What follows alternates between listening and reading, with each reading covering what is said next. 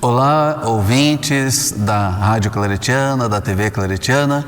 Com alegria estamos aqui hoje para partilhar este momento tão especial que nós, Igreja Católica e Humanidade, estamos celebrando no dia de hoje. Os 10 anos da eleição do nosso querido, amado, instigante Papa Francisco. Fratelli e sorelle, buonasera. O Papa Francisco foi eleito num dia como hoje, na cidade de Roma, após a renúncia do então Papa Bento XVI. Um momento difícil da história da Igreja, do catolicismo contemporâneo no terceiro milênio, porque a renúncia de um Papa não é algo usual. Então, o Espírito Santo, a Igreja, os cardeais reunidos, optaram por colocar no trono pontifício o Papa Francisco. Este cardeal argentino, da ordem jesuíta, que trabalhou muito nos grandes momentos da história da Argentina também e foi eleito para conduzir a nossa igreja. O Papa Francisco, muito conhecedor da realidade pastoral da Argentina, mas também de grandes e vários países do mundo, esteve no Brasil várias vezes, participou da Conferência Episcopal dos Bispos Latino-Americanos em 2007 em Aparecida, conhecedor das grandes necessidades do mundo e da Igreja, iniciou um pontificado que foi reconhecido e é reconhecido no mundo inteiro. É claro que com algumas rejeições, de modo especial por aquelas alas mais conservadoras do mundo, no sentido político e econômico, porque o Papa, ele propõe uma transformação do mundo, a economia de Francisco, as propostas de Francisco, elas são proféticas, elas denunciam aquilo que depõe contra a dignidade humana e, ao mesmo tempo, infelizmente, também alguns setores do cristianismo e da Igreja Católica, que não concordam com a abertura do Papa para os grandes desafios da humanidade, da Igreja, acolhe as propostas que surgem de grupos minoritários, de situações de maior pobreza, de maior miséria, de exclusão e discriminação.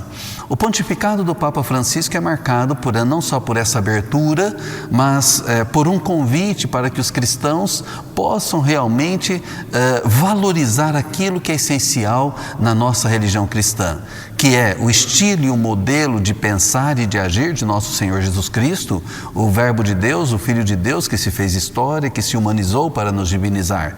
É também trabalhar pela construção de um mundo melhor, na superação de todos os problemas ou dos grandes problemas que afligem a humanidade.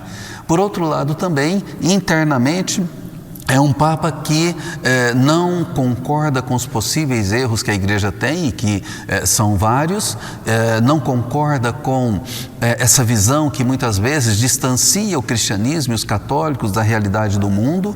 É um homem de uma espiritualidade profunda que, ao voltar à essência do Cristo, quer nos colocar e insiste na nossa comunhão com Deus, que precisamos ser mais contemplativos, mais amorosos, mais caridosos, mais fraternos, mais solidários.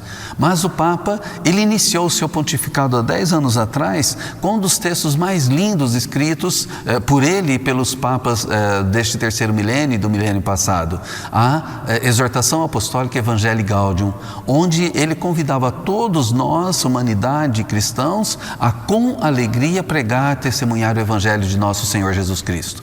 Essa é a grande marca inicial do pontificado de Francisco, que o acompanha nesses anos. Evangelii Gaudium, o Evangelho com alegria. A alegria de ser cristão e de testemunhar ao mundo nosso Senhor Jesus Cristo. Depois o Papa também, ele escreveu mais 3 encíclicas importantíssimas. A Fratelli Tutti, do ano 2020, que é a mais recente, que fala da fraternidade universal. O Papa convoca toda a humanidade a uma conversão estrutural, a uma conversão espiritual, política e econômica para juntos construirmos a fraternidade universal.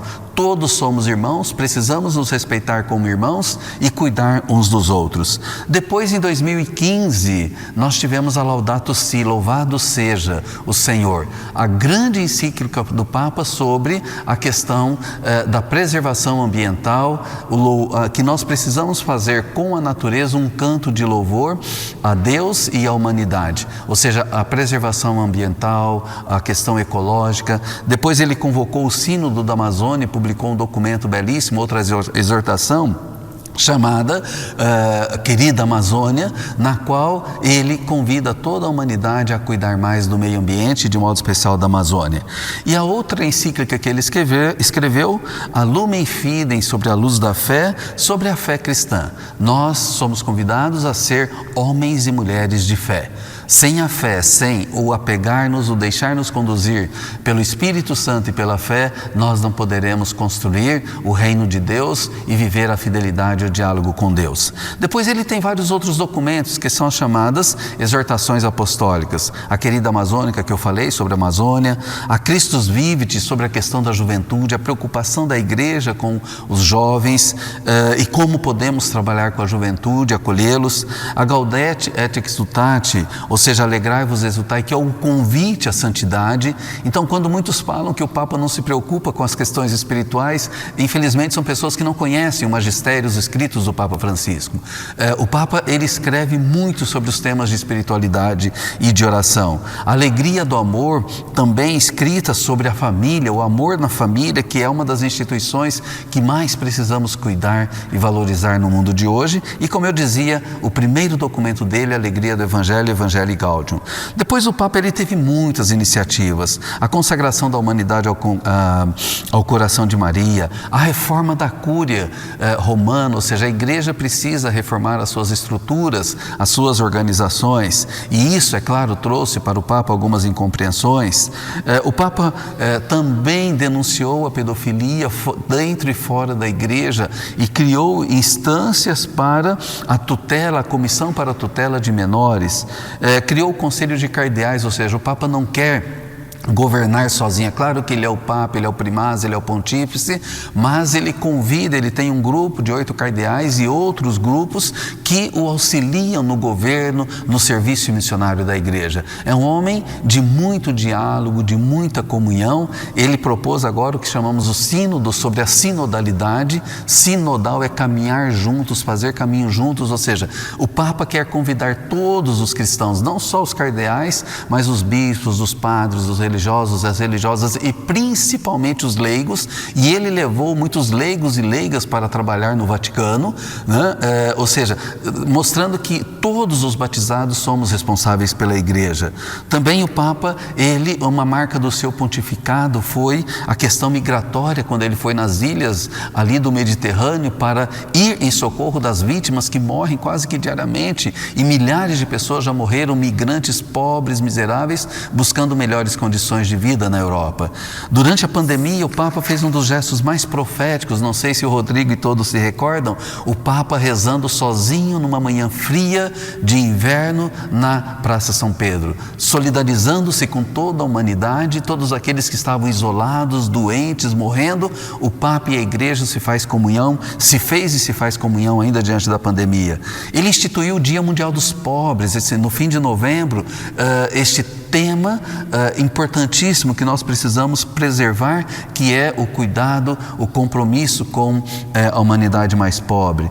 Fez o sínodo dos jovens, o sínodo da vida consagrada, enfim, várias atividades. O Papa, só para que vocês, irmãos e irmãs, acompanhem um pouquinho os trabalhos do Papa, ele deu 427 audiências gerais nas quartas-feiras, homilia 790 na capela particular, escreveu 76 cartas apostólicas, ou seja, o Papa ele produz, ele é um homem inteligente, um homem iluminado de Deus, e conheçamos mais os documentos do Papa. Também 39 constituições apostólicas, fez 40 viagens internacionais, inclusive esteve no Brasil. A primeira viagem internacional dele foi na Jornada Mundial da Juventude, aqui no Rio de Janeiro, no ano de 2013, e 28 viagens na Itália. Enfim, é um homem de uma vitalidade extraordinária, apesar do seu problema pulmonar, o seu problema no joelho, temos acompanhado os seus probleminhas de saúde próprios da idade, para quem tem 86 anos de idade, mas também um homem de um discernimento, de uma atividade, de uma missionariedade, de uma solidariedade extraordinária. Então, o que nós queremos é agradecer e louvar a Deus pelo trabalho belíssimo deste pontífice, Pontífice, desse nosso Papa Francisco, que, iluminado por Deus, contando com as nossas orações, continua ajudando na construção de um mundo melhor. Que Deus abençoe o nosso Santo Padre o Papa, que nós possamos todos seguir o seu exemplo de simplicidade, de austeridade, de contemplação, de oração, de espiritualidade encarnada, de contemplação ativa, para que possamos, como ele, colocar-nos à disposição de Jesus Cristo, no amor à Igreja, no amor a toda a humanidade e na construção de um mundo melhor.